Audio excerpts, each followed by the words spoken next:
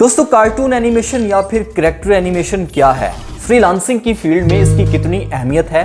कौन कौन से प्लेटफॉर्म्स हैं जिनके ऊपर आप कार्टून एनिमेशन की सर्विसेज प्रोवाइड करके रेवेन्यू जनरेट कर सकते हैं? या फिर यूट्यूब के ऊपर आप कार्टून एनिमेटेड सीरीज बना के कितने पैसे कमा सकते हैं? ये सब और बहुत कुछ सीखेंगे आज की इस वीडियो के अंदर।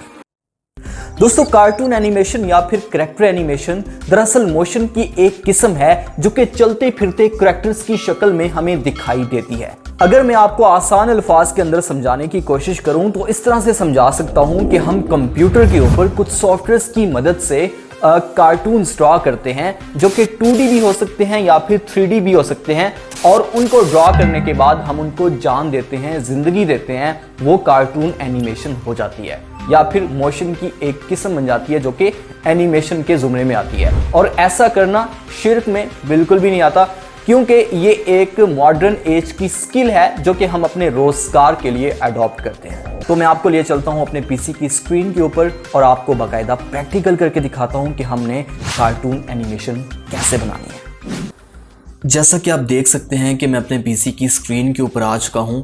सबसे पहले तो आप लोग वर्क का फ्लो समझ लें कि हमें काम कैसे करना है, कौन कौन से सॉफ्टवेयर्स हैं जिनमें हम काम करेंगे, और इन सॉफ्टवेयर्स के लिए पीसी की रिक्वायरमेंट्स क्या हैं, मतलब कि हमारे पास कंप्यूटर या लैपटॉप कौन सा होना चाहिए। तो सबसे पहले तो हम लोग इंस्टॉल करेंगे क्रेजी टॉक 8। ये एक सॉफ्टवेयर है क्रेजी टॉक 8.13 पाइपलाइन, और इससे आप इसको डाउनलोड करने और इसे इंस्टॉल करने का जो मुकम्मल एक प्रोसीजर है वो आप YouTube के ऊपर सर्च करें और आपको उसका मिल जाएगा कि आपने इसे इंस्टॉल कैसे करना है। ठीक है, आपके सामने बहुत सारी वीडियोस आ जाएंगी और ये तरीका बहुत ही ज़्यादा सिंपल है। अब हम लोगों ने उसके बाद फिर क्या करना है, उसके बाद हमें एक सॉफ्टवेयर और चाहिए जिसका नाम है कैरेक्टर क्रिएटर 3.2। ठीक है, कैरेक्टर क्रिएटर 3.2, याद रहे कि 3.2 वर्जन जो है वो इंस्टॉल करना है आप लोगों ने अपने पीसी के अंदर, और इसका तरीका भी आप लोग यूट्यूब पे सर्च करें, आपको इंस्टॉल करने का मिल जाएगा। 90% फ्रीलांसर्स को पता होता है कि सॉफ्टवेयर्स कैसे फ्री में इंस्टॉल किए जाते हैं लाइफ टाइम के लिए। अच्छा, उसके बाद फिर हमें जो सॉफ्टवेयर चाहिए उसका नेम है iClone 7.9। ठीक है, यहाँ पर ट्रायल लिखा आ रहा है लेकिन ये ट्रायल नहीं है, लेकिन आप लोगों को इसका तरीका मिल जाएगा कि आपने इन सॉफ्टवेयर्स को कैसे फ्री में लाइफ टाइम के लिए इंस्टॉल करना है। अब उसके बाद हमें जिस सॉफ्टवेयर की ज़रूरत है वो है iClone 3D Exchange। ये तो ऐसे ही आपका इंस्टॉल हो जाएगा। और उसके बाद हमें चाहिए फ़ोटोशॉप किसी भी कंप्यूटर के अंदर होता है।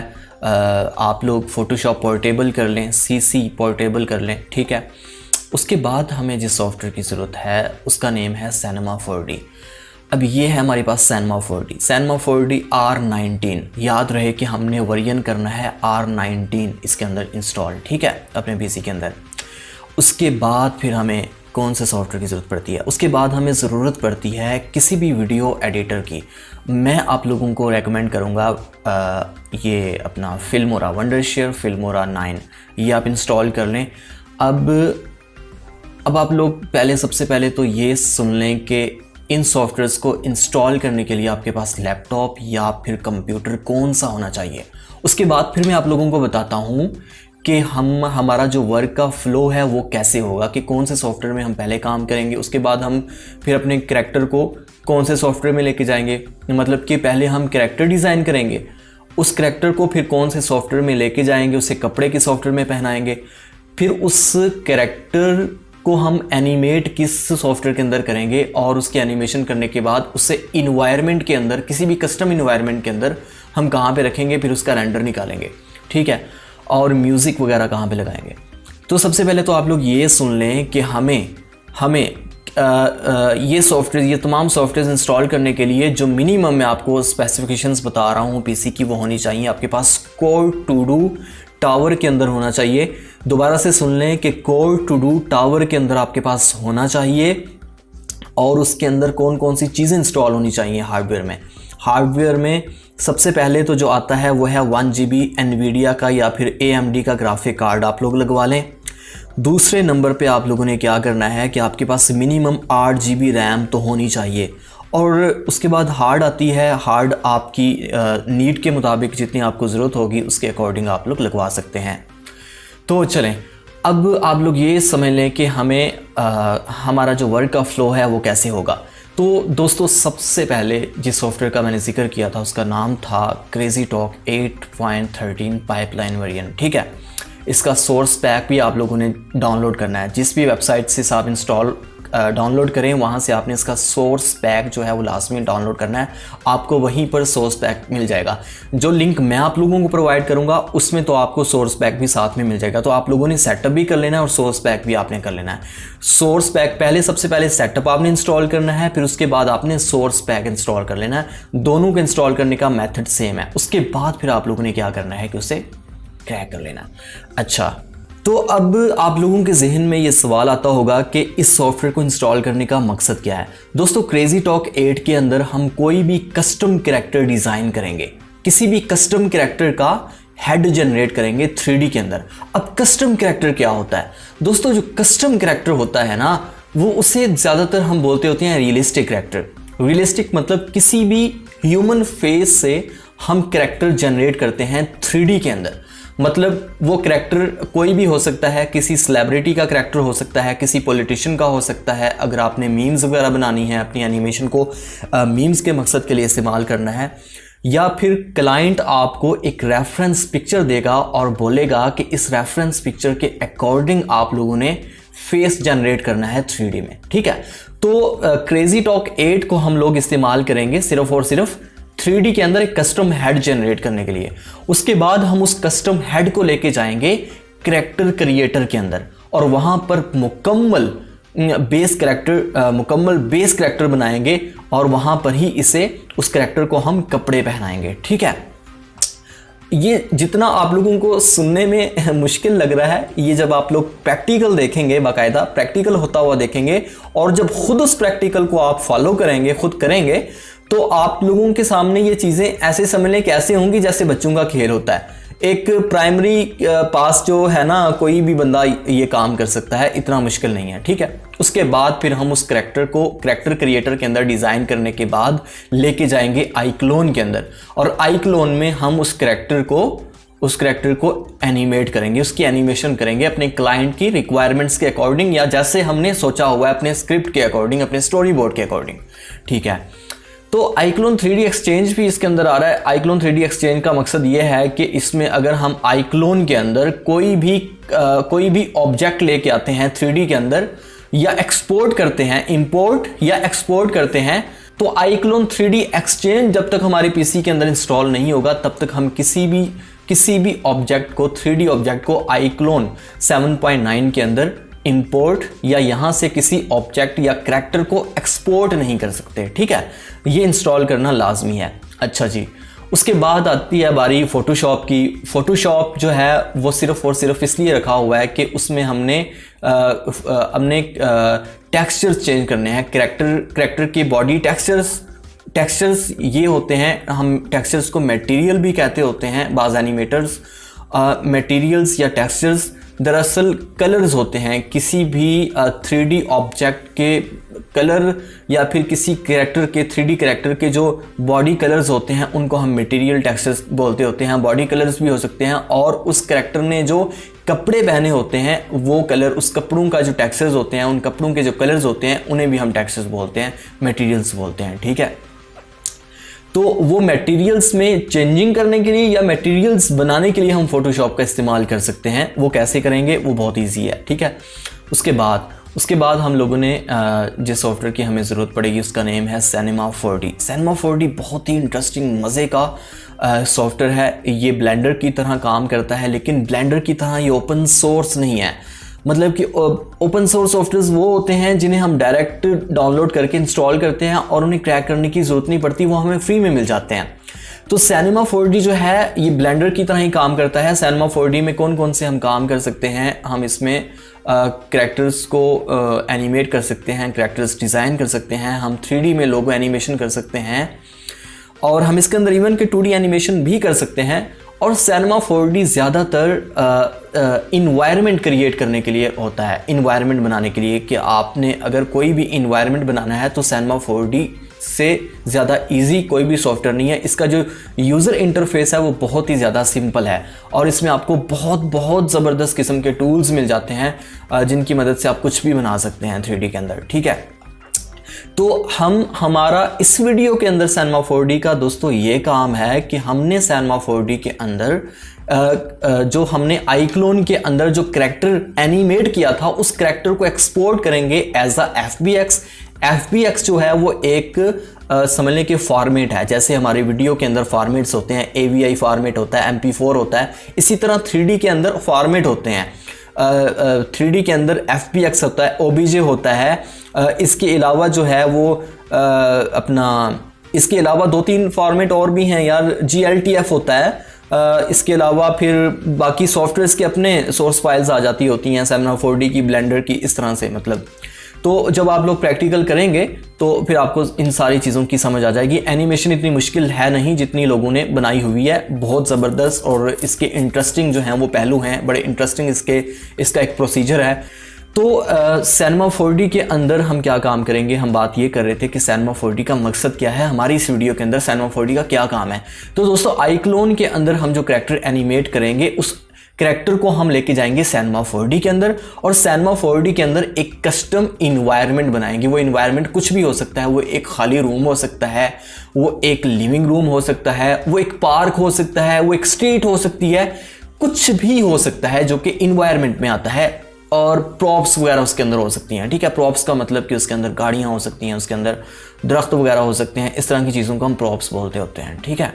तो चलें, अब उसके बाद बारी आ जाती है एंड में फिल्मोरा की, ठीक है। फिल्मोरा जो कि मैंने आप लोगों को रेकमेंड किया है। अब फिल्मोरा के अलावा भी बहुत सारे ऑप्शंस हैं आप लोगों के पास। अगर आपके पास कोई भी वीडियो एडिटर है, कोई छोटा मोटा, तो वो भी इस्तेमाल में ला सकते हैं। लेकिन आप लोग पहले ये समझ लें कि फिल्मोरा का काम क्या है या वीडियो एडिटर का काम क्या है। दोस्तों Cinema 4D में आके हमारी एनिमेशन कंप्लीट हो जाएगी, इवन कि हम यहाँ पर लाइटिंग वगैरह भी लगा के अपनी एनिमेशन को रेंडर निकाल लेंगे, अपनी एनिमेशन का रेंडर निकाल लेंगे, ठीक है। और यहाँ पर हमारा काम जो है वो मुकम्मल हो गया।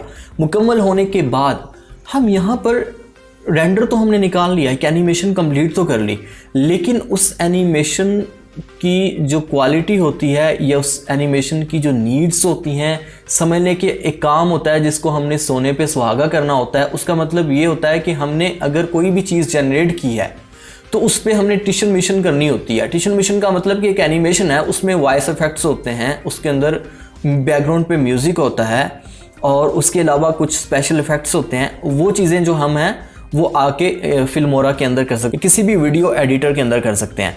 इसके अलावा जो इम्पोर्टेंट काम होता है वो ये होता है कि अगर आप लोगों के पास कोई बहुत ही ज़्यादा हाई क्वालिटी का कोई आपके पास जो है वो हाई स्पेसिफिकेशंस का आपके पास अगर कोई पीसी नहीं पड़ा हुआ, आप लोग वर्क स्टेशन इस्तेमाल नहीं कर रहे बल्कि कोई छोटा मोटा पीसी इस्तेमाल कर रहे हैं और उस पर आप रेंडर निकालना चाह रहे हैं, तो आपको बहुत सारी प्रॉब्लम्स फेस करना पड़ सकती हैं। प्रॉब्लम्स कैसी हो सकती हैं, रेंडर में प्रॉब्लम्स आ सकती हैं, या फाइल आपकी अगर थोड़ी सी हैवी हो गई तो फिर आपका जो सॉफ्टवेयर है वो हैंग करना शुरू हो जाएगा, ठीक है।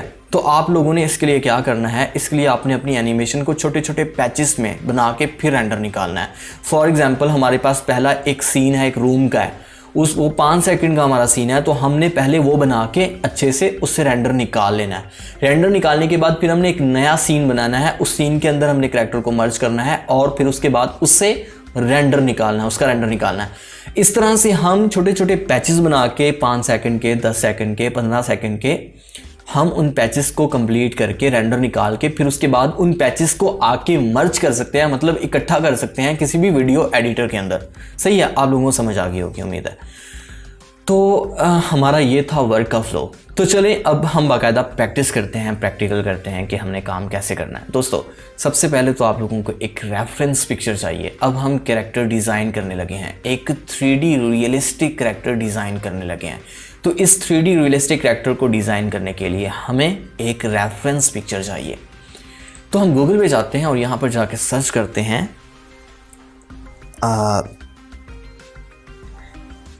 फ्रंट पोज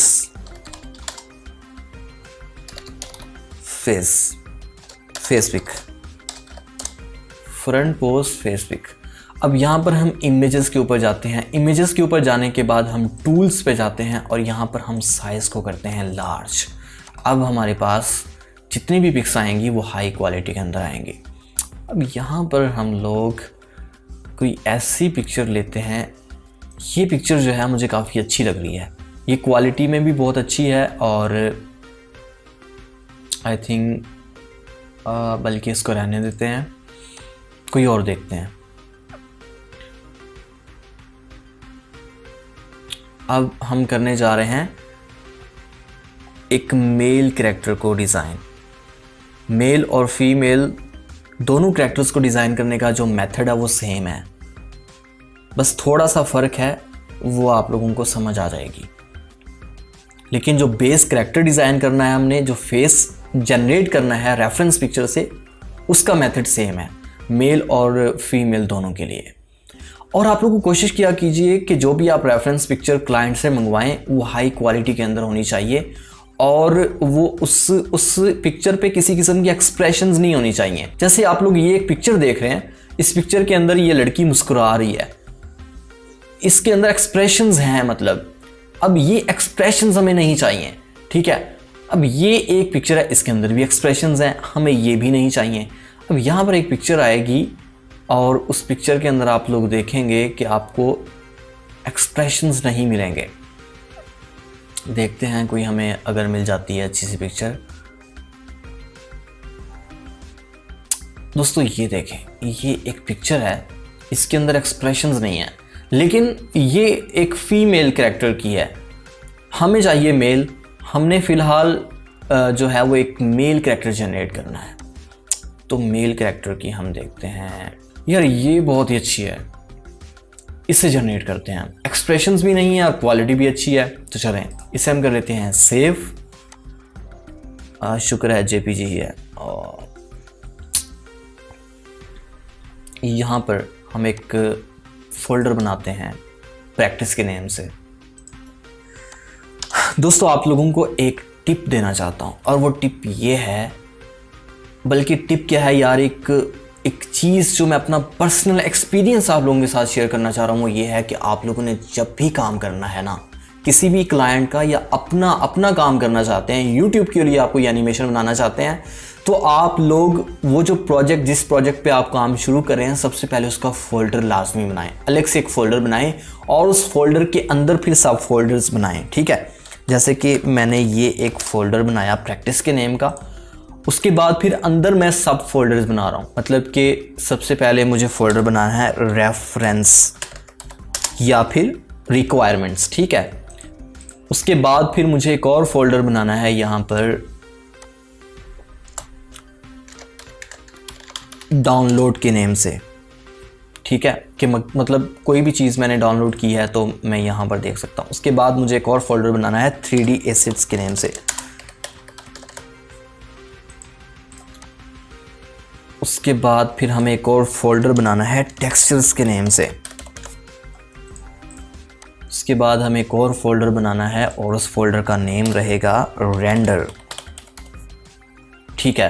अब आगे चल के अगर हम किसी और फोल्डर की ज़रूरत पड़ेगी तो हम वो उस टाइम बना लेंगे। तो सबसे पहले आप लोगों के ख्याल में इस पिक्चर को कहाँ पे रखना चाहिए, रेफरेंस में या फिर डाउनलोड के अंदर? रेफरेंस या डाउनलोड दोनों में रख सकते हैं हम। चलो रेफरेंस में रख लेते हैं इसको। डाउनलोड को हम इस्तेमाल कर लेंगे, फॉर एग्जांपल हमने कोई बैकग्राउंड या टेक्सचर्स डाउनलोड करने हैं, कोई इस तरह की चीज़ डाउनलोड करनी है तो उसे हम रख सकते हैं। और 3D एसेट्स को, 3D एसेट्स के लिए जो है वो हम इस्तेमाल कर सकते हैं, कहाँ पे बनाया था यार फोल्डर। अब हम जाते हैं क्रेजिट्यूब 8 पे, इसे हम करते हैं ओपन। तो अब आप लोगों ने क्या करना है, वो जो रेफरेंस पिक्चर हमने डाउनलोड की थी ना, उसे हमने यहाँ पर लेके आना है। तो ये है जनाबे वाला इस सॉफ्टवेयर का यूज़र इंटरफेस, और यहाँ पर ज़्यादा काम नहीं होगा। इसमें सिर्फ और सिर्फ हमने रेफरेंस पिक्चर की मदद से कैरेक्टर का 3D में फेस जनरेट करना है। तो वो जनरेट करने के लिए क्या करेंगे कि इस वाले, ये जो आपको बंदे का निशान यहाँ पर नज़र आ रहा है ना, इसे हमने क्रिएट करना है, इस पर क्लिक करना है, क्रिएट न्यू एक्टर, ठीक है। उसके बाद हम जाएंगे 3D पे, 2D पे नहीं, हमने जाना 3D पे, ठीक है, 3D। अब आपको यहाँ पर दो आपको पोर्शंस मिल रहे हैं, एक है सबसे पहले फ्रंट और दूसरा है साइड। अगर आप लोगों के पास फ्रंट और साइड दोनों पोजेस हैं तो दोनों सिलेक्ट कर लेने हैं। अगर आपके पास सिर्फ फ्रंट है तो आप लोगों ने सिर्फ फ्रंट करना है। तो चूंकि हमारे पास फ्रंट है तो हम फ्रंट पे क्लिक करते हैं, ठीक है। अच्छा, डेस्कटॉप पे आ गए और यहाँ पर हम आ गए प्रैक्टिस पे, और ये रेफरेंस के अंदर ये पिक्चर हम कर लेते हैं। यहाँ पर सेलेक्ट करने के बाद ओपन कर लेते हैं। ओपन करने के बाद हमने करना है नेक्स्ट पे क्लिक। नेक्स्ट पे क्लिक करने के बाद ये आपको मार्क फीचर पॉइंट्स के नीचे आपको ये सारा कुछ खुद ब खुद सॉफ्टवेयर बताता जाएगा कि आपने आगे क्या करना है, ठीक है।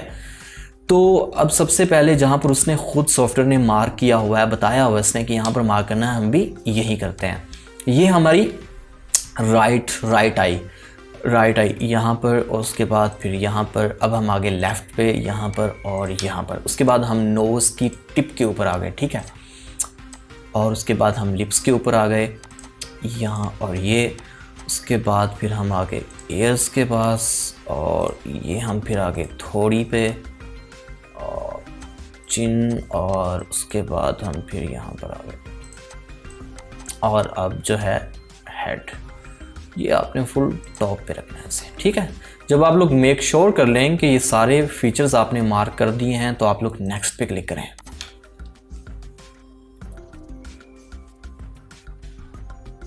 ओके, नेक्स्ट पे क्लिक करने के बाद ये आप देख सकते हैं कि उसने फेस जनरेट कर दिया 3D के अंदर।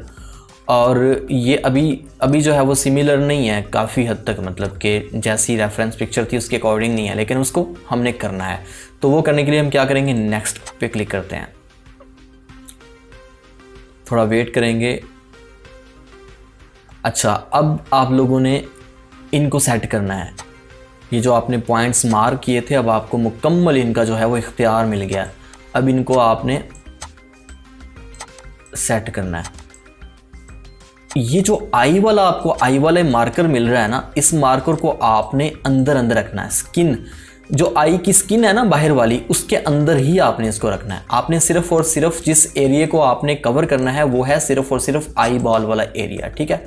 आई बॉल और अंदर जो हमारी आई है उस वाला एरिया, बाहर स्किन को आपने कवर नहीं करना। उम्मीद है कि आपको समझ आ गई होगी। अब इसे आप लोग कर दें थोड़ा नीचे और यहाँ से स्ट्रेट इसके अकॉर्डिंग, और उसके बाद लेफ़्ट आई पे आ गए। लेफ़्ट आई पे भी हमने सेम वैसे ही करना है। हमने सिर्फ और सिर्फ ये अंदर वाला एरिया जो है वही कवर करना है, सारा नहीं करना। और ये हाँ, अलबत्ता आप लोग कार्टून कैरेक्टर अगर डिज़ाइन करें तो फिर आप लोगों ने आइज़ का जो एरिया है उसको बड़ा रखना है, क्योंकि कार्टून कैरेक्टर्स की आइज़ जो होती हैं वो बड़ी बड़ी होती हैं, ठीक है। लेकिन जो रियलिस्टिक होता है, रियलिस्टिक आपने रियलिस्टिक के अकॉर्डिंग जैसे आपकी रेफरेंस पिक्चर है 100% वैसे ही रखना है। अब आते हैं नोज़ पे।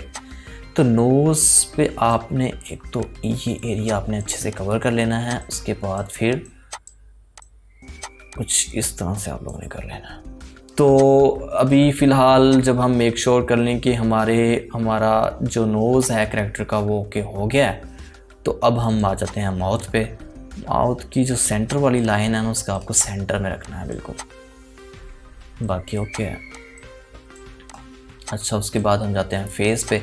अब फेस को आप लोगों ने बिल्कुल जैसे कैरेक्टर का फेस है वैसे ही आप लोगों ने इसे भी करना है।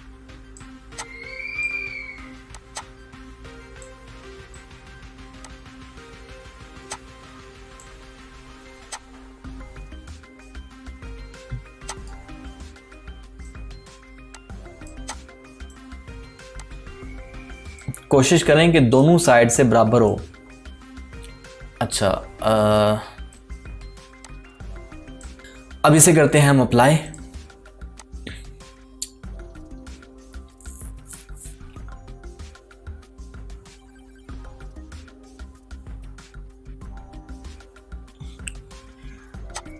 तो देख सकते हैं आप लोग कि हमारा जो कैरेक्टर है ना, उसका कैरेक्टर का जो फेस है, हेड जो है वो जनरेट हो चुका है। अच्छा, अब इस कैरेक्टर के हेड को लेके जाना है हमने कैरेक्टर क्रिएटर के अंदर। जैसा कि मैंने आपको पहले बताया था कि यहाँ पर हमने फेस को तो 3D के अंदर जनरेट कर लिया। अब फेस को 3D के अंदर जनरेट करने के बाद लेके जाएंगे हम कैरेक्टर क्रिएटर के अंदर।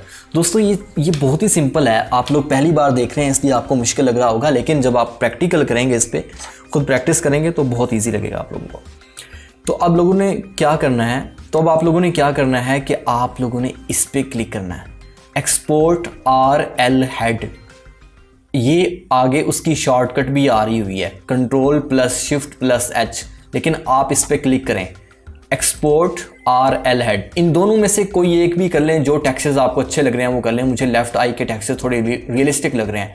अब इसको सेव करने का जो एक वो है, जो टाइम पीरियड है, वो आपके पीसी की परफॉर्मेंस के ऊपर डिपेंड करता है।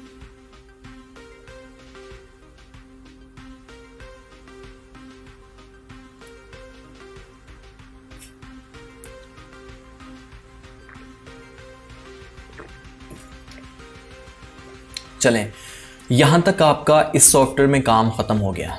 अब इसे हम करते हैं क्लोज।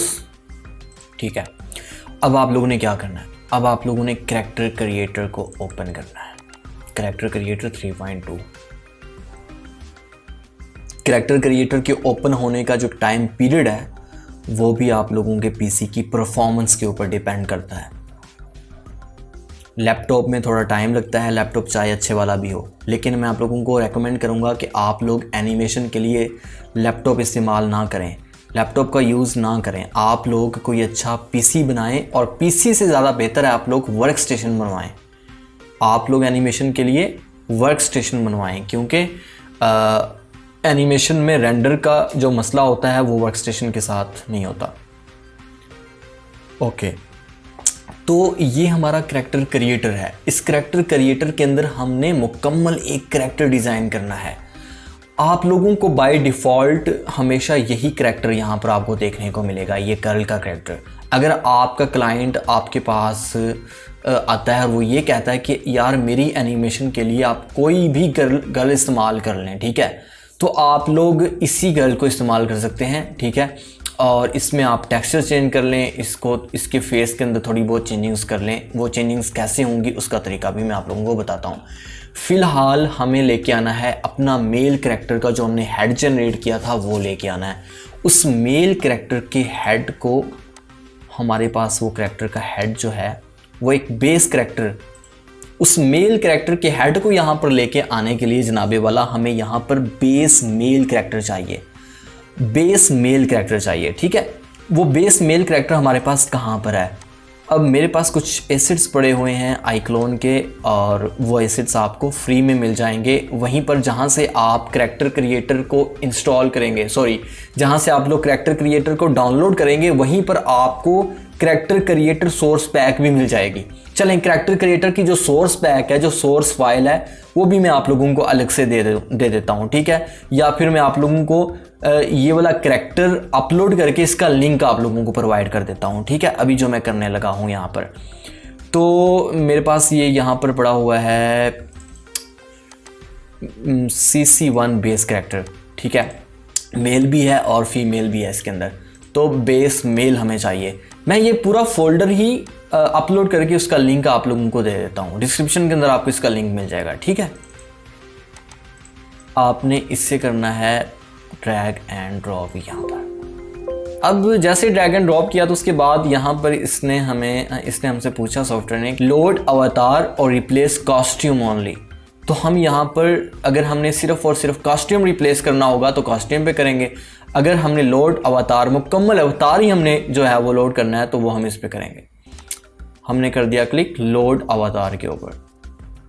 अब यहाँ पर हमारे पास मुकम्मल मेल कैरेक्टर आ चुका है। ठीक है, अब दोस्तों आप लोगों ने क्या करना है, अब आप लोगों ने ये करने के बाद सबसे पहले जाना है फाइल के ऊपर। फाइल के ऊपर जाने के बाद सेव प्रोजेक्ट एज पे जाना है, और आपने जो डेस्कटॉप के ऊपर फोल्डर बनाया था प्रैक्टिस के नेम का, और यहाँ पर हमने एक फोल्डर बनाना है सेव के नेम से, सेव, और यहाँ पर हम बनाते हैं एक सब फोल्डर कैरेक्टर क्रिएटर के नेम से CC3। ठीक है, CC3 का मतलब कैरेक्टर क्रिएटर 3, और यहाँ पर इसे हम कर देते हैं सेव। याद रहे कि ये जो कैरेक्टर हम यहाँ पर लेके आए हैं बेस कैरेक्टर, ये है CC1 बेस कैरेक्टर। ठीक है, ये CC1 बेस कैरेक्टर है, जबकि हमारे पास जो हमारा सॉफ्टवेयर है ये वाला, इस सॉफ्टवेयर का वर्जन है CC3।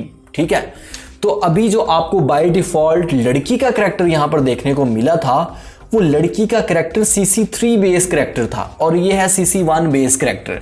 अपने दिमाग को यहाँ पर ज़्यादा थकावट देने की, थकाने की ज़रूरत बिल्कुल भी नहीं है। मैं सिर्फ और सिर्फ आप लोगों को इसलिए बता रहा हूँ कि हमने जो RL हेड जनरेट किया था, हमने जो RL हेड एक्सपोर्ट किया था क्रेजी टॉक 8 से, अभी कैरेक्टर क्रिएटर वाले स्टेप से पहले हमने क्रेजी टॉक 8 के ऊपर काम किया था और क्रेजी टॉक 8 के ऊपर हमने RL हेड जो है वो रेफरेंस पिक्चर की मदद से RL हेड एक्सपोर्ट किया था जनरेट करने के बाद। उस RL हेड को यहाँ पर लेके आने के लिए हमें CC1 बेस कैरेक्टर चाहिए, चाहे वो मेल हो चाहे वो फीमेल हो। मेरे पास दोनों पड़े हुए हैं जैसे कि आप लोगों ने देखा है फोल्डर के अंदर, ठीक है। अगर आपका कैरेक्टर फीमेल है तो आप लोगों ने उस फीमेल कैरेक्टर को ड्रैग एंड ड्रॉप करना है यहाँ पर। उसके बाद फिर RL हेड जो कि हमने क्रेजी टॉक 8 से जनरेट किया था उसे यहाँ पर लाके आप लोगों ने रिप्लेस कर देना है, उसको प्लेस कर देना है, ड्रैग एंड ड्रॉप कर देना है। जैसा कि अभी आप लोगों को मैं यहाँ पर करके दिखाता हूँ, ये बहुत ही ज़्यादा सिंपल है। RL हेड डिफ़ॉल्ट के नेम से सेव किया था, इसे हम करते हैं ड्रैग एंड ड्रॉप इस कैरेक्टर के ऊपर, ये CC1 बेस कैरेक्टर के ऊपर, और ये हमने यहाँ पर कोई चेंजिंग नहीं करनी, ओके कर देंगे।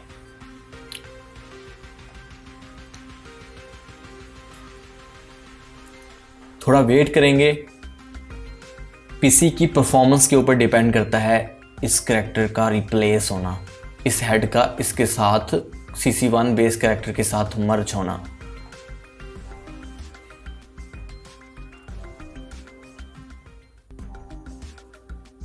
देखें ये कैरेक्टर हमारे पास आ गया जो हमने जनरेट किया था यहाँ पर। अब थोड़ा मसला ये है कि इस कैरेक्टर का जो हेड है ना वो बड़ा अजीब सा लग रहा है, तो इसकी सेटिंग यहाँ पर करनी है हमने। सेटिंग कैसे करेंगे, आपको यहाँ पर ये टूल मिल जाएगा वर्ल्ड मूव का, इसको बोलते हैं वर्ल्ड मूव। तो इस टूल की मदद से आप क्या कर सकते हैं, आगे पीछे कर सकते हैं, अपने कैरेक्टर को ऊपर नीचे करके देख सकते हैं। और साथ ही आपको मिल जाएगा जूम का, इसको क्लिक करने के बाद आप अपने लेफ्ट माउस के लेफ्ट बटन को प्रेस करके माउस को ऊपर की तरफ हरकत देंगे तो ये जूम हो जाएगा, और नीचे की तरफ हरकत देंगे तो ये जूम आउट हो जाएगा। ठीक है, कैसे, माउस के पहले आपने इन दोनों में से किसी भी को भी सिलेक्ट कर लेना है। यहां पर एक और भी है यार, रोटेट का है, ये है, ये रोटेट का है। ठीक है, तो इन तीनों में से किसी एक के ऊपर भी क्लिक करने के बाद अगर आप जूम करना चाहते हैं तो जूम को सेलेक्ट करें, पहले इस वाले टूल को सिलेक्ट करें, उसके बाद फिर अपने माउस के लेफ्ट बटन को प्रेस करें और ऊपर की तरफ ड्रैग करेंगे तो ये जूम होगा, जूम इन होगा, और नीचे की तरफ ड्रैग करेंगे तो जूम आउट हो जाएगा। ठीक है, ये बहुत ही सिंपल है। और इसी तरह से ये वर्ल्ड मूव का भी है। वर्ल्ड मूव को भी सिलेक्ट करने के बाद माउस के लेफ्ट बटन को प्रेस करें और उसके बाद जहां पर आप इसको करना चाहते हैं जैसे कर सकते हैं। ठीक है, अब जनाब हम सबसे पहले तो ये काम करते हैं कि इसकी हेड की जो है ना वो सेटिंग करते हैं। थोड़ी बड़ा अजीब सा लग रहा है यार, ये जैसे बच्चे ताज़ा पैदा होते हैं और उनका सर बाज का बड़ा लंबा होता है। मेरा खुद बड़ा लंबा था यार जब मैं पैदा हुआ था उस टाइम, तो दबा के अम्मी ने सेट किया था, और ये भी उनकी बड़ी मेहरबानी है। तो ये आप लोग यहाँ पर जाएं मॉर्फ्स के ऊपर। मॉर्फ्स के ऊपर जाने के बाद पहले तो इसकी थोड़ी सेटिंग कर लें, इसे ड्रैग कर लें इस तरफ थोड़ा ना, ताकि हमारे लिए थोड़ी आसानी हो, हमें टूल्स ठीक से नज़र आ जाएं। ठीक है, अच्छा अब यहाँ पर इसको करते हैं, नहीं हो रहा तो कोई बात नहीं, इसे थोड़ा इधर कर देते हैं। इतना कर लेना है कि आपको ये बॉडी पार्ट्स कैरेक्टर के यहाँ पर आपके सामने आ जाएं। बॉडी पार्ट्स के जो नेम है यहाँ पर ठीक से आपको आपके लिए रीडेबल हो जाएं। ठीक है, तो अब आप लोगों ने क्या करना है कि यहाँ पर ये जो हमारे पास सिलेक्ट वाला है ना एरो का, दरअसल ये सिलेक्शन टूल है, इसको बोलते थे सिलेक्शन टूल। इस पर क्लिक करना है और हमने करना है इस वाले हिस्से को। ये जैसे जैसे मैं जहाँ पर घुमा रहा हूँ ना वहाँ पर वो बॉडी पार्ट सिलेक्ट हो रहे हैं। इन बॉडी पार्ट्स को आप यहाँ से भी बड़ा छोटा कर सकते हैं। ठीक है, मतलब कि फॉर एग्जांपल मैंने यहाँ पर ये निपल्स वाला जो एरिया है इसे सिलेक्ट किया और उसके बाद इसे माउस से लेफ्ट बटन प्रेस करने के बाद पीछे की तरफ ड्रैग किया तो ये बड़ा हो गया। ठीक है, और आगे की तरफ ड्रैग किया तो ये छोटा हो गया, इस तरह से। ठीक है, और इसी तरह से नोज़ का भी है, इसका भी है। इसे आप ओवरऑल हेड, ये जो है ना हमारा ओवरऑल हेड छोटा या बड़ा हो रहा है, तो आप सिर्फ इसे करना चाहते हैं। अगर यहाँ से नहीं हो रहा तो आप लोग इसे क्लिक करें, इस वाले एरिए को, और ये देखें स्कल यहाँ पर ऑटोमेटिक सेलेक्ट हो गया, स्कल। ठीक है, यहाँ पर ऑटोमेटिक स्कल सेलेक्ट हो गया। अगर आपको यहाँ पर बॉडी पार्ट्स नहीं मिल रहे, आपको ढूंढने में मुश्किल हो रही है, तो आप सिलेक्शन टूल के ऊपर जाएं और कहीं पर भी आप क्लिक करें जो पार्ट आप सिलेक्ट करना चाहते हैं, जिसको बड़ा या छोटा करना चाहते हैं, तो उस पर क्लिक करें और वो यहाँ पर वो सिलेक्ट हो जाएगा। हम करना चाहते हैं स्कल को, तो हम ये स्कल यहाँ पर सिलेक्ट हो गया। अब स्कल की जो डेप्थ है, अब हम कैरेक्टर को ज़रा क्या करते हैं, रोटेट करके थोड़ा देखते हैं दोस्तों। रोटेट करके देखें तो ही हमें समझ आएगी अच्छे से। अब स्कल की जो हाइट है ना, उस हाइट को हमने छोटा करना है। अच्छा, एक चीज़ आप लोगों को यहाँ पर मैं टिप देता हूँ, वो ये है कि स्कल की जो हाइट है यहाँ तक तो एंड हो गई है, -30 तक जा रही है ये, और उसके बाद ये 100 तक जा रही है सिर्फ। ठीक है, और इसके बाद भी अगर -30 के बाद भी अगर हमने इसको छोटा करना है, तो वो कैसे करेंगे? वो ऐसे करेंगे कि -30 करने के बाद हम कर देंगे बेक करने के बाद वो फिर वहीं पे चली जाएगी। मतलब यहां पर तो चेंज हो गई, यहां पर उसका असर हो गया जो हमने पहले किया था। उसके बाद यहां पर हमें मजीद समझ लें कि हम इसको छोटा कर सकते हैं। समझ आ गई होगी आप लोगों को, उम्मीद है। और यहाँ पर हम इसको रोटेट करके देख लेते हैं। अब काफ़ी हद तक ये अच्छा लग रहा है। ठीक है,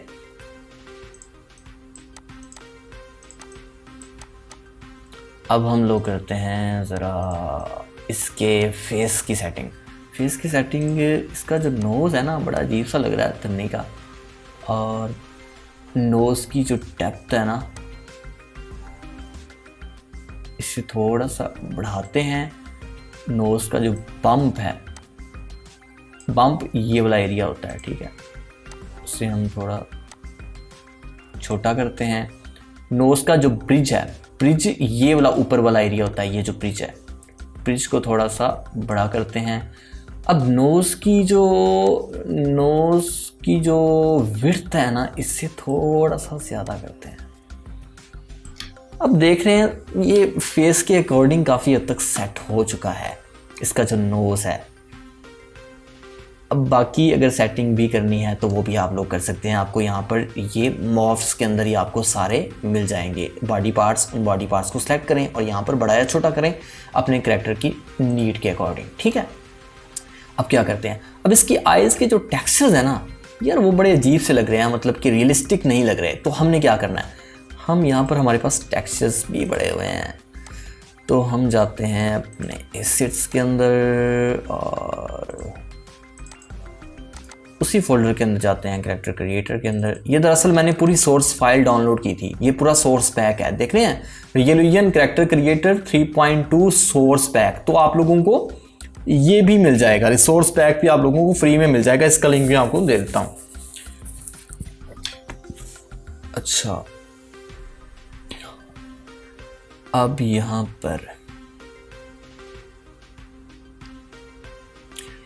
पर हम जाते हैं कैरेक्टर क्रिएटर के अंदर, टेम्पलेट्स के अंदर, यहाँ पर आइस के अंदर जाते हैं और ये सारे टेक्स्ट्स पड़े हुए हैं। अच्छा दोस्तों, एक और काम जो हम लोग करना भूल गए हैं वो ये है कि ये हमने अभी तक हमारा जो कैरेक्टर है वो CC1 बेस कैरेक्टर ही है। हम इसके टेक्सचर्स को मज़ीद इम्प्रूव कर सकते हैं इसको कैरेक्टर क्रिएटर 3 के अंदर कन्वर्ट करने के बाद। वो कैसे करेंगे, सबसे पहले एट्रीब्यूट के ऊपर क्लिक करें, कैरेक्टर को सेलेक्ट करें, सेलेक्ट करने के बाद convert CC1 to CC3 base character, okay कर दें। अब ये जो कैरेक्टर है ना हमारा, जो CC1 बेस कैरेक्टर था, अब ये CC3 बेस कैरेक्टर के अंदर जनाब कन्वर्ट हो चुका है। अब ये स्टैंडर्ड कैरेक्टर कहलाएगा। ये देखें, ये यहाँ पर लिखा आ गया CC स्टैंडर्ड। ठीक है, ये अब स्टैंडर्ड कैरेक्टर है, एक मयारी कैरेक्टर है। इसके टेक्सचर्स थोड़े से मजीद इंप्रूव हो जाएंगे। ये टेक्सचर्स बेक हो रहे हैं। मैं वीडियो को कहीं से भी कट नहीं कर रहा, मतलब कि ये जो टाइम आपके सामने चल रहा है वही टाइम है, इससे ज़्यादा टाइम नहीं लग रहा। अच्छा, ये CC1 base, CC1 to CC3 base के अंदर हमने इसको कन्वर्ट कर दिया है। अब हम जाते हैं आइस के अंदर। ये आइस के टेक्सचर्स यहाँ पर पिक करते, कोई भी करते हैं हम, और ड्रैग एंड ड्रॉप करते हैं उस पर। ये देखें, ये अब काफ़ी हद तक रियलिस्टिक हो गए हैं। लेकिन मसला ये आ रहा है कि ये जो आई बॉल है, इस वाली आई की, ये जो हमारे पास ये राइट आई है, इसका आई बॉल जो है थोड़ा बड़ा है, तो इससे हम छोटा करते हैं। दोबारा मॉव्स के ऊपर जाते हैं। मॉव्स के ऊपर जाने के बाद हम जाते हैं आइज़ के ऊपर। अब थोड़ा नीचे की तरफ हम ड्रैग करते हैं, तो यहाँ पर हमें eyeball in large right मिल जाएगा। ठीक है, राइट, और इससे हम थोड़ा कर देते हैं छोटा। ये छोटा हो गया। अब आपको ये आई बड़ी लग रही होगी, ये छोटी लग रही होगी, तो ये जो हमने हेड जनरेट किया था वहीं पे ये काम हुआ है। वहाँ पर आपने कोशिश करनी है कि दोनों आइज़ का जो आपने वो जो मार्कर आपको नज़र आ रहे थे ब्लू वाले, उन मार्कर्स को आप लोगों ने बराबर सेलेक्ट करना है, दोनों के मतलब कि बराबर उनका एरिया सेलेक्ट हो। अच्छा, अब यहाँ तक तो ओके है सब। अब क्या करना है? अब ये करना है कि हमने इसे कपड़े पहनाने हैं और हेयर्स बनाने हैं। तो यही जो हमारे पास सोर्स पैक है, यहीं पर हमें जनाब हेयर्स भी मिल जाएंगे। ये हेयर्स हम इसको लगा देते हैं, ये लग गए। अब यार इन्हें थोड़ा छोटा, सॉरी नीचे करना है, नीचे करना है। और नीचे करने के बाद दरअसल मैं ये जो एरिया है ना, ये वाला, ये जो माथा है ये इसका, ये इसको कवर करना चाह रहा हूँ। ये थोड़ा गंजापन लग रहा है इसका, चूँकि मेरे खुद बाल काफ़ी हद तक उतर चुके हैं, तो मैं नहीं चाहता कि मैं जो करैक्टर जनरेट करूँ वो भी थोड़ा गंजा ही हो। तो इसको हम थोड़ा सा स्केल कर लेते हैं, बड़ा कर लेते हैं। बड़ा करने के बाद इससे हम करते हैं थोड़ा सा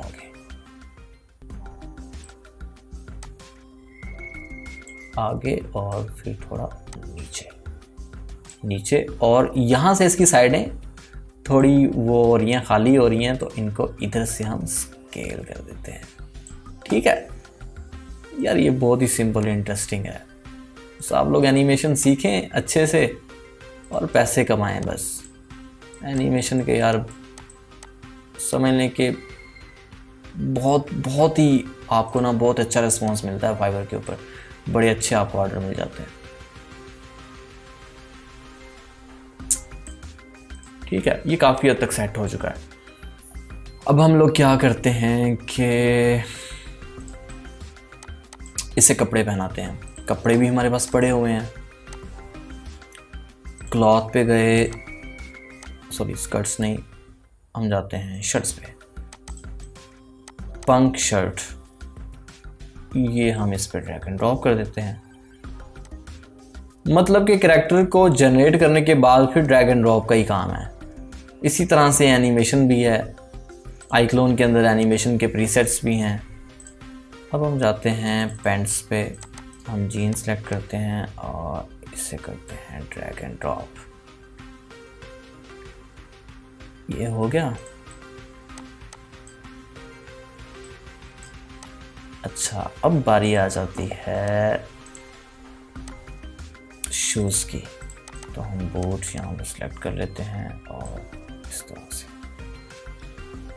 दोस्तों मैं एक वीडियो आप लोगों के लिए बना दूंगा और इस वीडियो के अंदर आप लोगों को ये बता दूंगा कि फॉर एग्जांपल आप लोगों के पास ये वाले कपड़े नहीं भी पड़े हुए, अगर आपने अपने ज़ाती कपड़े किसी भी सॉफ्टवेयर के अंदर 3D में बनाए हैं और वो इसे पहनाना चाहते हैं, या फिर आपने टर्बो स्क्वाड या CG ट्रेडर्स या फिर स्केच फैब से आपने फ्री वाले कपड़े डाउनलोड किए हैं, शर्ट्स डाउनलोड किए हैं, तो वो कैसे पहनाएंगे उसका मुकम्मल एक उसकी अलग से मैं वीडियो बना दूंगा। ठीक है, और उसके लिए भी हमें वर्जन सेम ही चाहिए होगा, यही वाला वर्जन कैरेक्टर क्रिएटर का। ठीक है ना। और ये दरअसल पाइपलाइन वर्जन है। पाइपलाइन वर्जन का मतलब इसमें हम चीज़ों को एक्सपोर्ट कर सकते हैं दूसरे सॉफ्टवेयर्स के लिए, और इसमें हम मॉर्फ्स को जो है वो कर सकते हैं, मर्ज कर सकते हैं कैरेक्टर की बॉडी के साथ। तो यहाँ तक तो हो गया, हमारा कैरेक्टर मुकम्मल हो चुका है। हम इसको सेव मारते हैं और रिप्लेस कर देते हैं, क्योंकि हमने ऑलरेडी इसको सेव किया हुआ था, उसी के साथ रिप्लेस कर देते हैं। तो अब ये कैरेक्टर हमारा बन गया है। इसकी रिगिंग भी ऑटोमेटिक हो गई है। कैरेक्टर क्रिएटर के अंदर दोस्तों कैरेक्टर डिज़ाइन करने का ये फ़ायदा होता है कि इसकी रिगिंग भी ऑटोमेटिकली हो जाती है। अच्छा, लगते हाथों आप लोगों को मैं एक और चीज़ बता दूं कि यार अगर आप लोग इसी कैरेक्टर को कार्टूनी बनाना चाहते हैं तो वो कैसे बनाएंगे। अब कार्टूनी बनाने का बहुत ही सिंपल तरीका है। कार्टूनी कैरेक्टर्स में आपको पता होगा कि कैरेक्टर का जो फेस होता है ना, वो थोड़ा उसके जो ऑर्गन्स होते हैं वो बड़े छोटे होते हैं। मतलब कि नोज़ बड़ी हो गई, आइज़ छोटी छोटी हो गई, या आइज़ बड़ी हो गई, नोज़ छोटी हो गई, या लिप्स अजीब से हो गए। इस तरह के जो कैरेक्टर्स होते हैं उनको हम बोलते होते हैं कार्टूनी कैरेक्टर्स।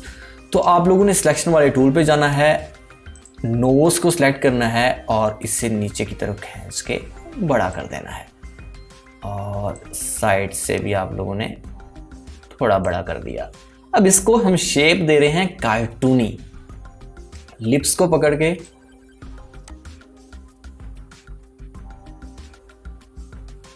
थोड़ा छोटा कर दिया। अच्छा जी, अब आईज पे जाते हैं। आईज और यहाँ पर जो है ना आई साइज, इसे हम करते हैं बड़ा,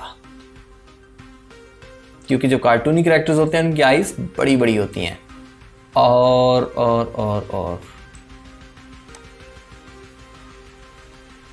उसके बाद आई एंगल, इसके एंगल को थोड़ा घुमाते हैं, बेक किया, और उसके बाद थोड़ा मज़ीद ये आपको थोड़ा कार्टूनी कैरेक्टर लगने लग गया। यार ये कार्टूनी कैरेक्टर लगने लग गया। बिल्कुल इसी तरह से आप मज़ीद मेहनत करके अपने कैरेक्टर को मज़ीद कार्टूनी बना सकते हैं। अब ये कार्टूनी कैरेक्टर हो गया, मतलब रियलिस्टिक नहीं है। रियलिस्टिक मतलब जैसे ह्यूमन फेस होता है बिल्कुल वैसे ही उसके ऑर्गन्स होने चाहिए, वैसे उसका फेस का जो है मुकम्मल एक स्ट्रक्चर है वो वैसे ही होना चाहिए। लेकिन जो कार्टूनी कैरेक्टर होता है वो इस तरह के कैरेक्टर्स होते हैं। समझ तो आप लोगों को आ ही गई होगी। अब हम लोग क्या करते हैं कि इस कैरेक्टर को एक बार फिर से सेव मारते हैं। सेव करने के बाद हम लोग ना अब जो स्टेप करने लगा हूँ ज़रा ध्यान से देखिएगा। फाइल पे जाना है। अब मैं करने क्या लगा हूँ भला? अब मैं ये करने लगा हूँ कि इस कैरेक्टर को जो हमने अभी जनरेट किया है, यहाँ पर बनाया है, इस कैरेक्टर को आई क्लोन के अंदर लेके जाना है और वहाँ पर इसकी एनिमेशन करनी है। क्योंकि कैरेक्टर क्रिएटर में एनिमेशन नहीं होती, यहाँ पर सिर्फ और सिर्फ कैरेक्टर्स डिज़ाइन होते हैं। अब हम लोग करते हैं एक्सपोर्ट पे क्लिक और हम करते हैं अवतार। फाइल पे जाना है, फाइल पे जाने के बाद एक्सपोर्ट पे जाना है और फिर करना है अवतार। एक्सपोर्ट कर रहे हैं। अब यहाँ पर आप लोग टेक्सचर जो हैं वो हाई टेक्सचर कर सकते हैं, लो क्वालिटी में कर सकते हैं अपने पीसी की स्पेसिफिकेशंस के अकॉर्डिंग। अब जाते हैं एक्सपोर्ट पे क्लिक किया और यहाँ पर हम जाते हैं डेस्कटॉप पे, जो हमारा जो प्रैक्टिस के नेम से फोल्डर था उसके अंदर। और यहाँ पर हम कहाँ पे रखें इस कैरेक्टर को? यहाँ पर हम रख देते हैं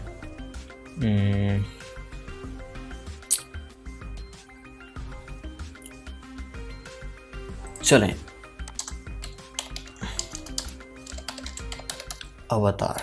हमने बाहर ही रख दिया इसको, सब फोल्डर नहीं बनाया, बाहर रख दिया, क्योंकि हमारा एक ही कैरेक्टर है। ज़्यादा कैरेक्टर्स होंगे तो सब फोल्डर बना लेंगे, RL हेड के अवतार के नेम से सब फोल्डर बना के उसके अंदर सारे अवतार 1 बाय 1 बना के सेव करते जाएंगे। ठीक है, उसके बाद फिर उनको हम आईक्लोन के अंदर ड्रैग एंड ड्रॉप कर देंगे और हमारा कैरेक्टर आईक्लोन के अंदर आ जाएगा। थोड़ा सा वेट कर लें। चलें, ये हो गया कंप्लीट। अब इसे करते हैं क्लोज। अब कैरेक्टर क्रिएटर का काम नहीं है। क्लोज करने के बाद जनाबे वाला हम करते हैं आईक्लोन का ओपन।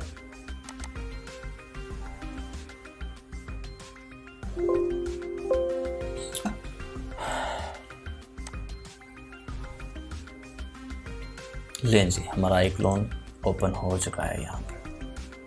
अब वो जो हमने कैरेक्टर एक्सपोर्ट किया है, अवतार एक्सपोर्ट किया है, उस अवतार को हमने ड्रैग एंड ड्रॉप करना है iClone के अंदर। ठीक है, सिंपल है यार, बिल्कुल ड्रैग एंड ड्रॉप कर दिया यहाँ पर।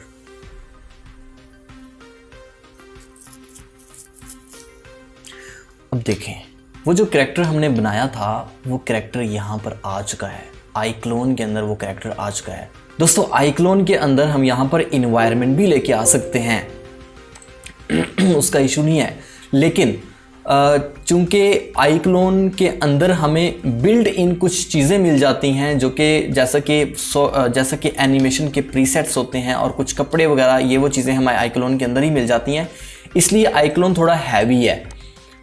तो यहाँ पर हमें एनिमेशन करने में थोड़ा मसला हो सकता है, मतलब कि इन्वायरमेंट को अगर लेके आते हैं तो फाइल मज़ीद हैवी हो जाएगी और फिर एनिमेशन में मसला होगा। तो इसलिए अभी हम क्या करेंगे, यहाँ पर कैरेक्टर को हम सिर्फ और सिर्फ एनिमेट करेंगे। तो फॉर एग्जांपल हमारा कैरेक्टर यहाँ पर, ये देखें, यहाँ पर हम जाएंगे और हम जाते हैं मोशन पपेट के ऊपर। ठीक है, अब दो तरह से एनिमेशन होगी, एक तो जो एनिमेशन का ऑलरेडी प्रीसेट बना हुआ है उसी प्रीसेट को अप्लाई कर देंगे और एनिमेट करने लग जाएगा।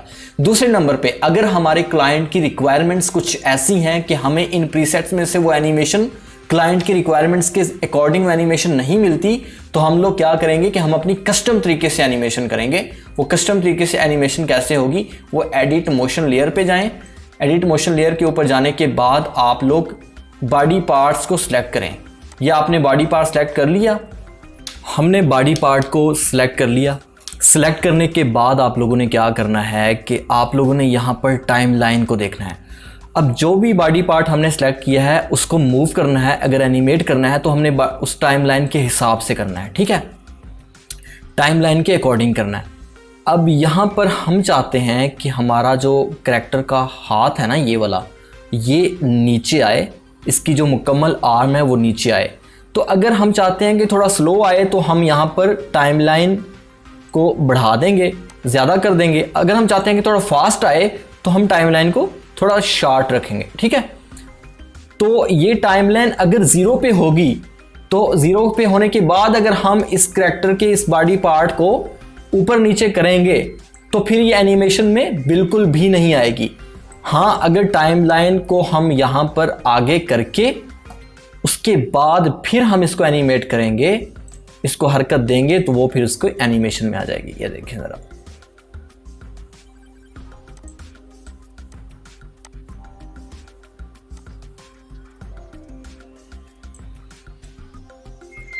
ये देखें, हमने सबसे पहले क्या किया था, सबसे पहले ये किया था कि टाइमलाइन को हमने 2 सेकंड पे रख दिया। 2 सेकंड पे रखने के बाद, टाइमलाइन को 2 सेकंड पे रखने के बाद हमने इस बॉडी पार्ट को जो है ना, टाइमलाइन को 2 सेकंड पे रखने के बाद इस बॉडी पार्ट को हमने सेलेक्ट करके नीचे किया और वो जो हमने इसको बॉडी पार्ट को नीचे किया है, इसकी जो हमने इसको हरकत दी है वो एनिमेशन में आ गई। अब देखें, इसको हम प्ले करते हैं तो वो देखें ये नीचे आ गया। तो जितनी भी चीज़ों को आपने यहाँ पर एनिमेट करना है iClone के अंदर, इस टाइमलाइन के हिसाब से करना है। ठीक है, यहाँ पर टाइमलाइन का बड़ा चक्कर होता है। तो अगर आपको मेरे ख्याल में कोई मुश्किल हो सकती है तो सिर्फ और सिर्फ इस टाइमलाइन के हिसाब से कस्टम एनिमेशन में हो सकती है। अब आ जाते हैं हम लोग प्रीसेट की तरफ। अब इस एनिमेशन को हम करते हैं remove object animation. Right click करके अगर किसी भी ऑब्जेक्ट की ऑलरेडी हुई पड़ी एनिमेशन को रिमूव करना है तो राइट क्लिक करके रिमूव ऑब्जेक्ट एनिमेशन पे क्लिक कर देंगे। अब देखें, अब आ जाते हैं हम एक रैंडम एनिमेशन की तरफ जो कि ऑलरेडी प्रीसेट बना हुआ है और उसकी तरफ आ जाते हैं। हम जाते हैं मोशन पपेट के ऊपर और यहाँ पर मोशन पपेट के ऊपर हमारे पास यहाँ पर हमें देखने को मिल जाएंगी सबसे पहले इडल में मतलब कैरेक्टर खड़ा हुआ है या फिर कुछ भी कर रहा है, लेकिन वो अपनी एक मतलब कि जो उसकी पोजीशन है, जिसकी स्टैंड वाली जो पोजीशन है उसी के अंदर वो खड़ा हुआ है। तो फिर है उसका मूड मतलब गुस्सा भी हो सकता है, वो कहका लगा रहा है, वो मतलब कि थोड़ा खौफ ज़्यादा है, अफ्रेड है, वो एंग्री है। ठीक है, वो चीरिंग मतलब कि चला रहा है। उसके बाद वो डिप्रेस्ड है, थोड़ा सरप्राइज, एंग्री, आपको हर तरह के मिल जाएंगे। ठीक है, तो उसके बाद आ जाता है मूव। तो उसके बाद आ जाता है टॉक। तो सबसे पहले जो हम करेंगे वो करेंगे टॉक। इस वाली वीडियो का हम करेंगे टॉक। टॉक का, मूव का, मूड का, इडल का, इन सब का जो मेथड है वो सेम है। तो आप लोग सिर्फ एक को समझ लें, बाकी चीज़ें भी आपको समझ आ जाएंगी। मैं आपको सारी चीज़ें, सारी एनिमेशंस को बार बार रिपीट नहीं करूंगा, बार बार हर एक एनिमेशन को स्टेप बाय स्टेप जो है वो दोहराऊंगा नहीं, सिर्फ और सिर्फ एक बता दूंगा, उसके अकॉर्डिंग आप लोगों ने बाकी एनिमेशंस भी बना लेनी है। तो टॉक पे क्लिक करने के बाद हम लोग जाते हैं रिकॉर्ड पे। ये देखें, ये आपको यहाँ पर रिकॉर्ड का नजर आ रहा है। रिकॉर्ड पे क्लिक करते हैं। हमने जो यहाँ पर से करना चाहते हैं, इग्नोर है ना, ये इग्नोर कर रहा है। अगर इग्नोर करना चाहते हैं इग्नोर, अगर टॉक में ये एक्सप्लेन कर रहा है, ठीक है, चीज़ों को एक्सप्लेन कर रहा है यहाँ पर, इसे करते हैं क्लिक। इसको सिलेक्ट किया। सिलेक्ट करने के बाद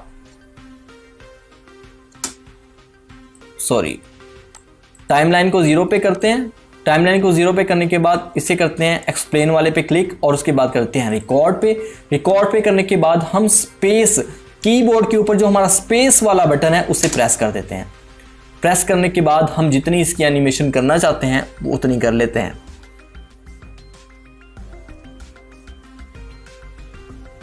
ठीक है, अब इसको हम कर देते हैं पॉज।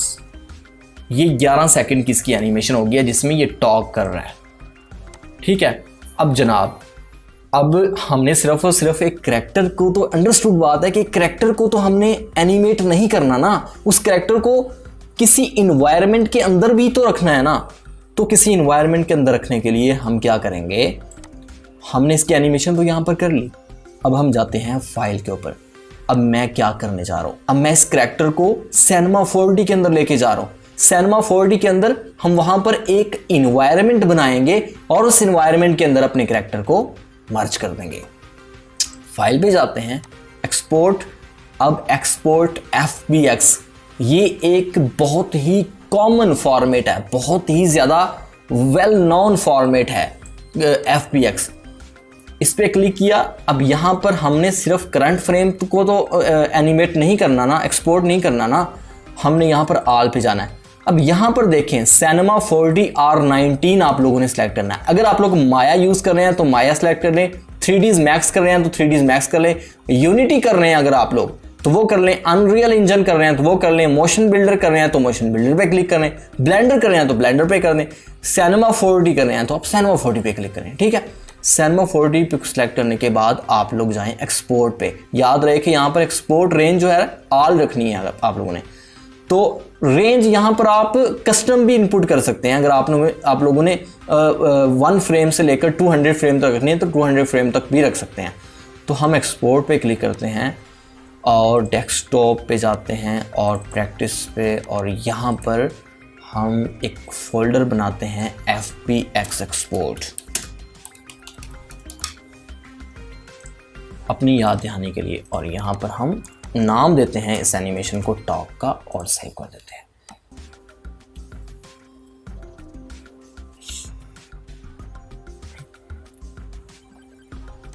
अब इसे हम कर देते हैं क्लोज। आई क्लोन का काम यहाँ पर ख़त्म हो गया है।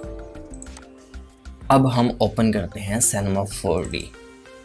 देखें, आपको समझ तो आ रही होगी ना कि जैसे मैंने आपको बताया था वैसे ही वर्क का फ्लो जो है वो बन रहा है। इससे हम करते हैं क्लोज। अब ये है सिनेमा 4D का यूज़र इंटरफेस और ये है वर्क स्पेस जहाँ पर हमारी आउटपुट नज़र आएगी। ये है टाइमलाइन, यहाँ पर टेक्सचर्स होते हैं, यहाँ पर टेक्सचर्स बनते हैं। इस वाले एरिया के अंदर आपको टेक्सचर्स नज़र आएंगे और यहाँ पर आपको सिलेक्शन टूल्स नज़र आएंगे। ये हैं, ये सिलेक्शन टूल है, ये सिलेक्शन टूल हो गया, ये वर्ड मूव का हो गया, ये स्केल का हो गया, ये रोटेट का हो गया और ये वर्ड मूव हो गया। ठीक है, और उसके बाद आप लोगों को यहाँ पर ये है रेंडर सेटिंग, ये रेंडर सेटिंग है, ये रेंडर टू पिक्चर व्यूअर, मतलब कि यहाँ पर रेंडर, इस पर क्लिक करेंगे तो हमारी वीडियो रेंडर होने लग जाएगी। इस पर क्लिक करेंगे तो रेंडर व्यू हमें एक प्रीव्यू करके दिखाएगा। ठीक है, और यहाँ पर हमें जो मिल जाती हैं बड़ी इंटरेस्टिंग चीज़ें हैं। ये देखें, सबसे पहले तो ये क्यूब है, इस क्यूब की मदद से मैं जो भी बनाता हूँ।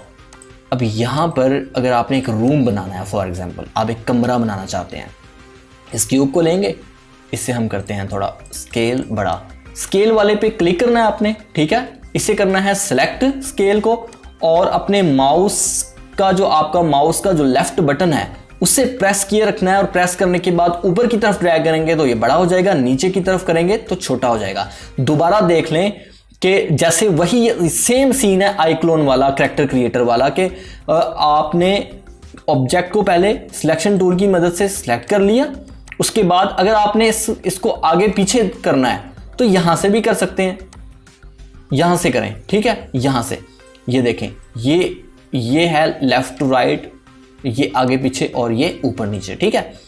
और अगर आप लोग इसको बड़ा या छोटा करना चाहते हैं तो स्केल वाले पे क्लिक करें और इसको बड़ा या छोटा कर सकते हैं। अब देखें, अब मैं यहां पर क्लिक कर रहा हूं ना, इस वाले पे, रेड वाले पे एंड में, तो ऐसे तो होना चाहिए कि ये इधर से बड़ा हो, मतलब ओवरऑल बड़ा ना हो, सिर्फ इस साइड से ही बड़ा हो। ऊपर से करूं तो ये ऊपर से बड़ा हो, ठीक है ना। इधर से करूं, राइट से करूं तो ये राइट की तरफ बड़ा हो, लेकिन ये ओवरऑल बड़ा हो रहा है। तो अगर हम सिर्फ इसको राइट या लेफ्ट की तरफ से हम करना चाहते हैं बड़ा, या ऊपर से नीचे की तरफ बड़ा करना चाहते हैं, तो क्या करेंगे, ये जो आपको ग्रीन वाला नजर आ रहा है ये ऊपर से नीचे की तरफ बड़ा या छोटा या आगे या पीछे करने के लिए होता है, ठीक है। तो ये आपको यहां पर थोड़ा जूम करके दिखाता हूं, ये आपको डॉट नजर आ रहा होगा, यहां पर ये एक डॉट नजर आ रहा है, इस पर भी नजर आ रहा है और इस पर भी नजर आ रहा है। इस डॉट के ऊपर आप क्लिक करके अपने माउस के लेफ्ट बटन को प्रेस किए रखना है और ऊपर करेंगे तो ये बड़ा हो गया, ठीक है। इसी तरह से ये भी है और इसी तरह से इधर से, ठीक है। ये देखें, ये हमारे पास एक रूम आ गया है। थोड़ा इसको मैंने बड़ा कर लिया, ऊपर कर लिया। और अच्छा, ये जो आपको यहां पर टूल्स नजर आ रहे हैं ना, ये हैं सीन के टूल्स। मतलब ये आपको सीन को अगर आपने आगे पीछे करना है तो इनकी मदद कर सकते हैं।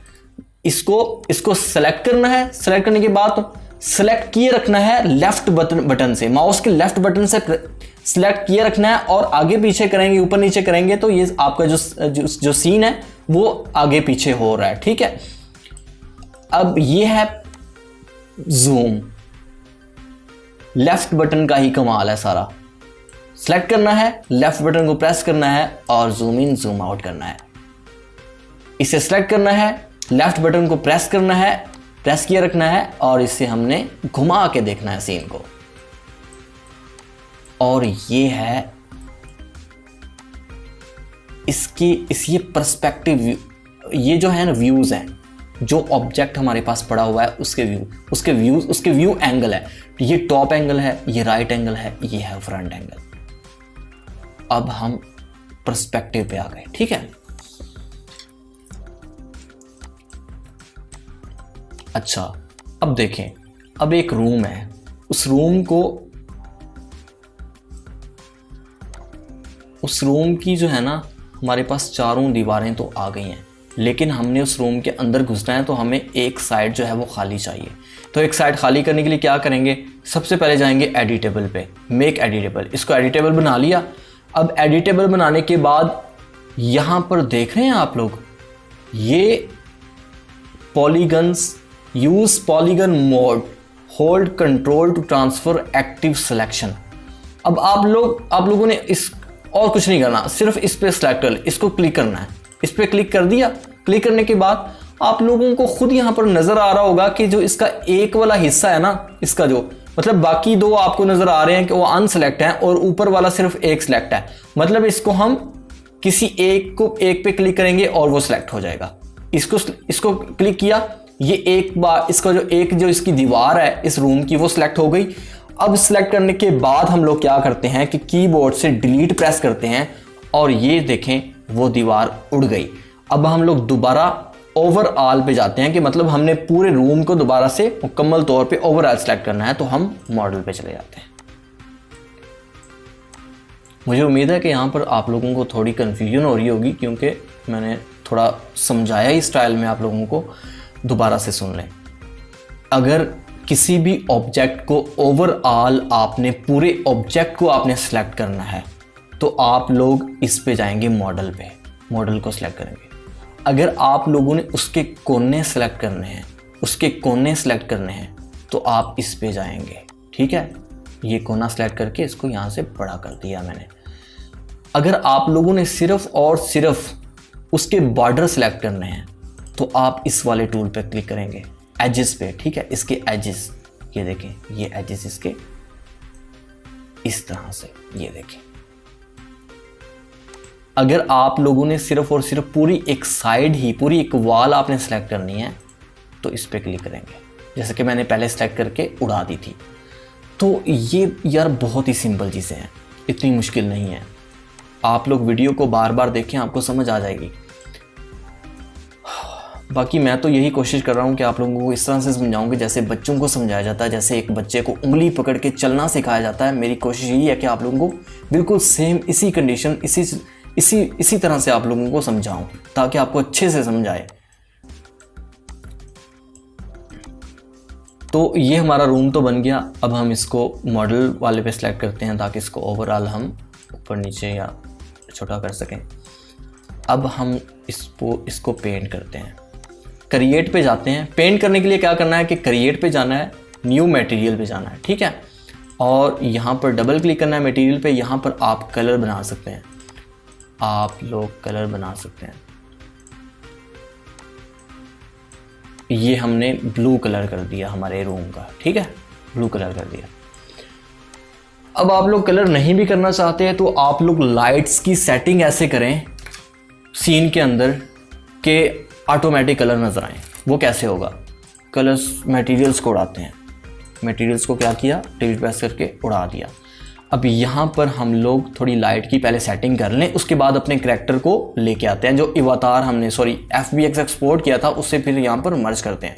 अब यहाँ पर एरिया लाइट पे जाएं, एरिया लाइट पे क्लिक किया और यहाँ पर ये एरिया लाइट हमारे पास आ गई और इसे थोड़ा सा घुमाते हैं। घुमाने के बाद इसे यहाँ पर रख दिया। रेंडर के वक्त ये एरिया लाइट आपको नज़र नहीं आएगी, सिर्फ लाइट ही नज़र आएगी। ये आपको ये चीज़ आपको जो है वो नज़र नहीं आएगी। तो लाइट पे क्लिक किया और यहाँ पर हम लाइट पे क्लिक करने के बाद यहाँ पर कलर सेलेक्ट कर लेते हैं, कोई भी कर लेते हैं। ये देखिए, ये जैसे हमने कलर सेलेक्ट किया तो ये यहाँ पर कलर आ गया।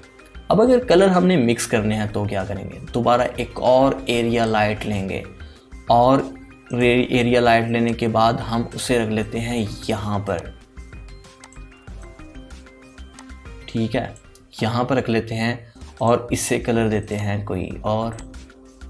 ये देखें, ये बड़ा एक ज़बरदस्त कॉम्बिनेशन बन गया है कलर्स का। अब यहाँ पर हम अपने करैक्टर को जब मर्ज करेंगे तो बहुत ही ज़बरदस्त किस्म की डबल लाइट इफेक्ट जो होता है ना, वो हमारे करैक्टर के फेस के ऊपर शो होगा। तो किसी भी सीन के अंदर जो नाइट लाइट्स बनती होती हैं वो भी इसी मेथड के साथ बनती होती हैं। तो अब हमने जो FBX में एक करैक्टर को आईक्लोन के अंदर एक्सपोर्ट किया था, आईक्लोन से एक्सपोर्ट किया था सिनेमा 4D में लेके आने के लिए, उसे हम यहाँ पर मर्ज करते हैं। तो फाइल पे जाना है, फाइल पे जाने के बाद मर्ज पे जाना है। मर्ज पे जाने के बाद हम अपने उसी फोल्डर के अंदर जाते हैं, FBX एक्सपोर्ट, और ये देखें ये डॉक, सिर्फ इस वाले को सिलेक्ट करना है डॉक पे और इसे कर लेते हैं ओपन। और अब ओके,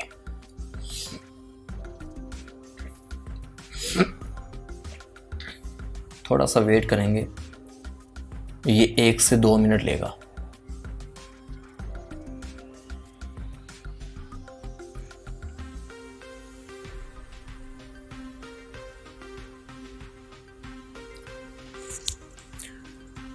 तो ये करैक्टर हमारा यहाँ पर आ गया। इसके ये टेक्सचर्स भी ओपन हो गए। ओपन होने के बाद हमने क्या करना है, CC1 बेस टोंग, इस पे क्लिक करेंगे। कीबोर्ड पे शिफ्ट वाले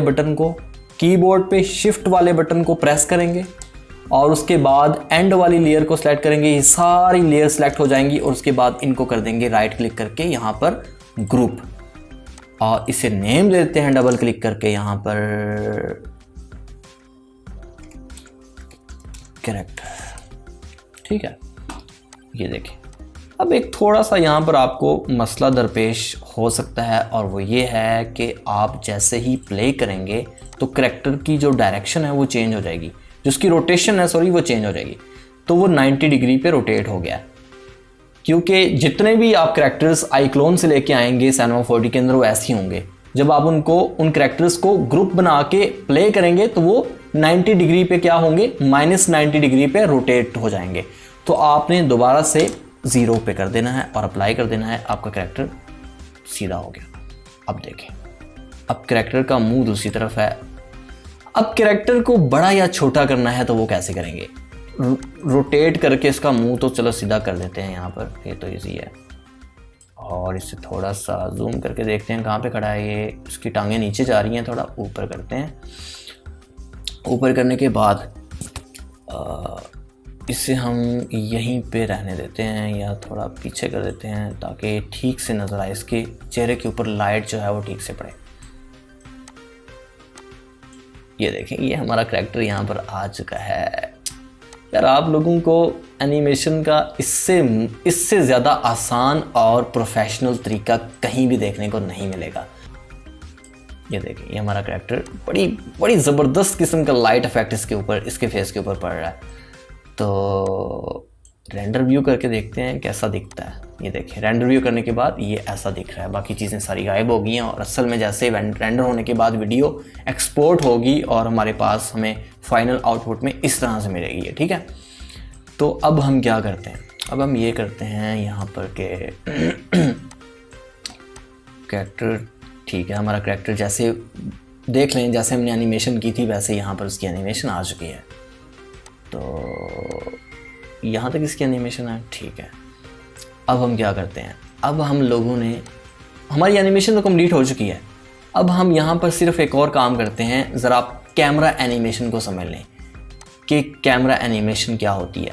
दरअसल कैमरे की जो मूवमेंट होती है वो कैमरा एनिमेशन होती है और ये बड़ी इंपॉर्टेंट होती है, एक सीन के अंदर बड़ी जान पैदा कर देती है। तो आप लोगों ने क्या करना है, फॉर एग्ज़ाम्पल हम चाहते हैं कि ये हमारा कैमरा यहाँ से शुरू हो और इसके फेस के ऊपर आके फोकस कर ले। तो हम क्या करते हैं, हम यहाँ से सबसे पहले कैमरा सेलेक्ट करते हैं। कैमरा सेलेक्ट करने के बाद यहाँ पर इससे कर लेते हैं ऑन, ठीक है। कैमरे को ऑन कर दिया हमने। कैमरे को ऑन करने के बाद सबसे पहले तो हम इसका जो स्टार्टिंग वाला पॉइंट है वो सिलेक्ट कर लेते हैं। वहाँ पर सीन को एडजस्ट कर लेते हैं स्टार्टिंग पॉइंट पे। सीन को यहाँ पर फॉर एग्जांपल हमने एडजस्ट कर लिया। एडजस्ट करने के बाद हम यहाँ पर एक की फ्रेम ऐड करते हैं। यहाँ पर एक की फ्रेम ऐड कर दिया हमने, ठीक है, इस चाबी की मदद से। और उसके बाद हम इस फ्रेम को ले जाते हैं जहाँ तक हमारी एनिमेशन हो रही है, यहाँ पर ले जाने के बाद अब की फ्रेम ऐड नहीं करना फ़िलहाल। अब आपने कैमरे को पहले करना है एनिमेट, फोकस कर लेना जहाँ तक करना चाहते हैं, ठीक है, इस तरह से यहां तक कर लिया। अब आप लोगों ने की फ्रेम ऐड कर देना है। इस चीज को बड़ी समझने की जरूरत है। ये देखें, अब हम प्ले करते हैं तो ये हमारा कैमरे की एनिमेशन हो रही है।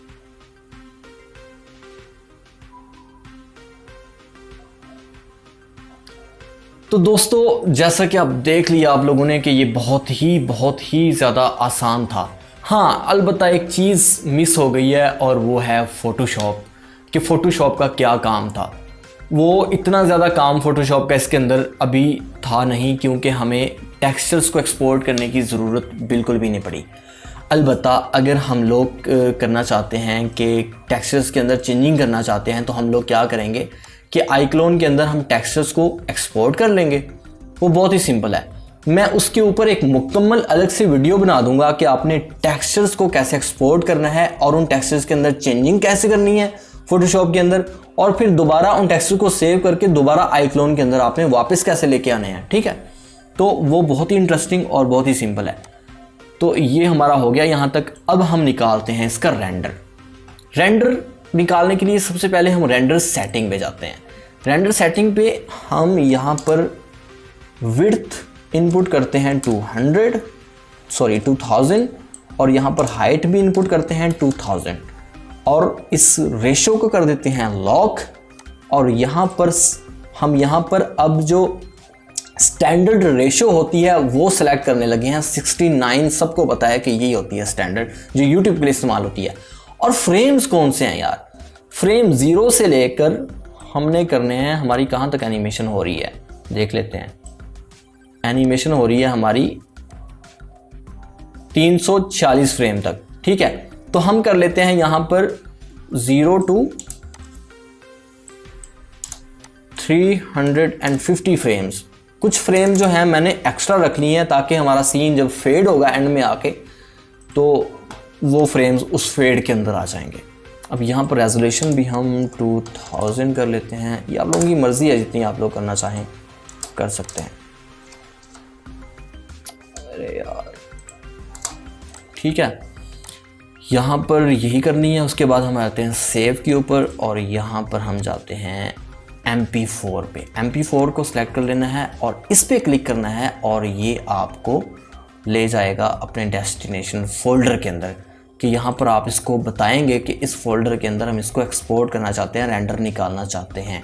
तो हमने रेंडर के नेम से एक सब फोल्डर बनाया हुआ था और यहाँ पर हम 1 के नेम से बनाते हैं, मतलब एक पहला पेज, इसका जो है वो एक पैच है।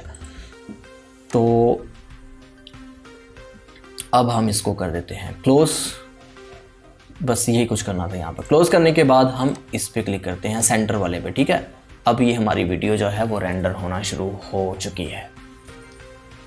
दोस्तों अब वीडियो रेंडर होने के बाद हमारी एनिमेशन कंप्लीट हो चुकी है। जब वीडियो रेंडर हो जाएगी तो उस रेंडर हुई वीडियो को हम लेके आएंगे इस वाले फोल्डर के अंदर, इस वाले सॉफ्टवेयर के अंदर, फिल्मोरा के अंदर या किसी भी वीडियो एडिटर के अंदर लेके जाके आप वहां पर साउंड इफेक्ट्स अप्लाई कर सकते हैं और बैकग्राउंड म्यूजिक जो है वो अप्लाई कर सकते हैं, ठीक है। तो जनाब हमारी एनिमेशन का जो मुकम्मल एक जो प्रोसेस था वो आप लोगों को समझा दिया है, अच्छे से समझ आ गई है कि कैरेक्टर एनिमेशन दरअसल कैसे होती है। तो उम्मीद करता हूँ कि आज आपको समझ आ गई होगी। तो चले मिलते हैं अपनी अगली नई वीडियो के साथ।